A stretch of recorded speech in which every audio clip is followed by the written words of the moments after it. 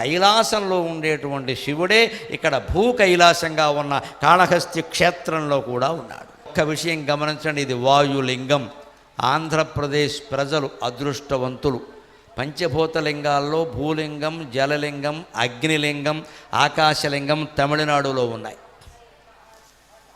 ఒక్క వాయులింగం మాత్రమే మనకి దక్కింది. ఒక్క వాయులింగం మనకి దక్కింది. మనం కాపాడుకోవాలి. ఆంధ్రప్రదేశ్ మొత్తంలో ఉండే శివక్షేత్రాలలో అత్యుత్తమ క్షేత్రం ఏదంటే కాళహస్తి క్షేత్రమే.